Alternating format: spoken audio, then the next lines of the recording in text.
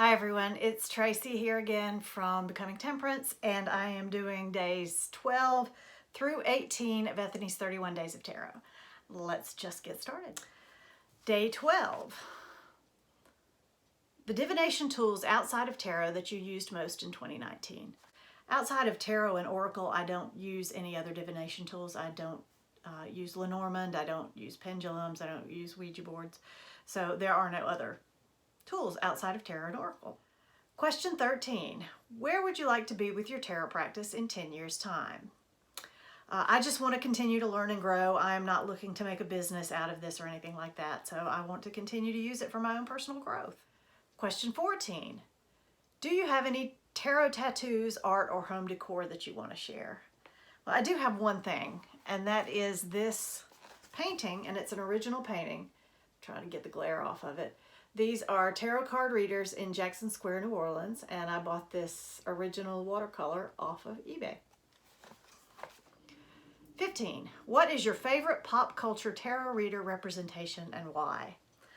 This question is kind of the whole reason that I did the 31 Days of Tarot. It's because I wanted to talk about this person. I love her character's name is Avalon Harmonia, and she's on the TV show Bones. And she's played by the amazing Cyndi Lauper.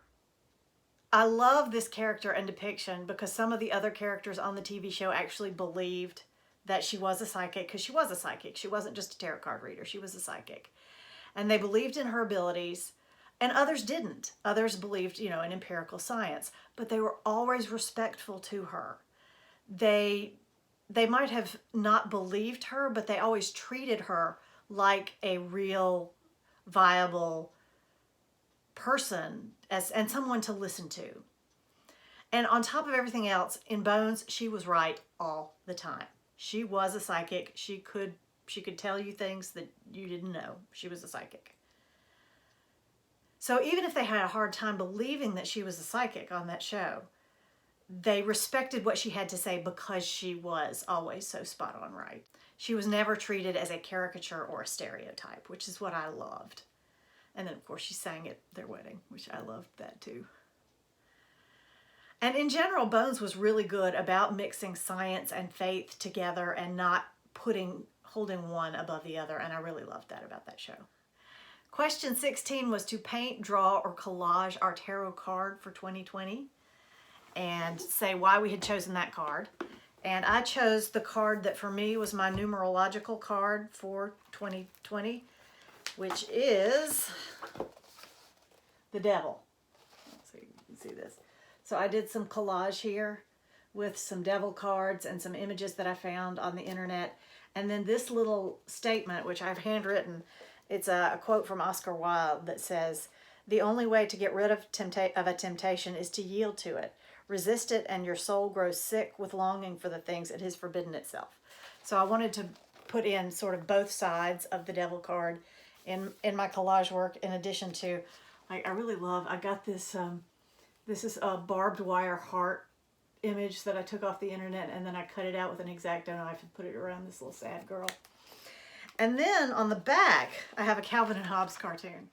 This is a humorous definition of refusing to see the truth. And I love Calvin and Hobbes. I have all the Calvin and Hobbes cartoons in a book, but if you want to read this one, you can pause it here.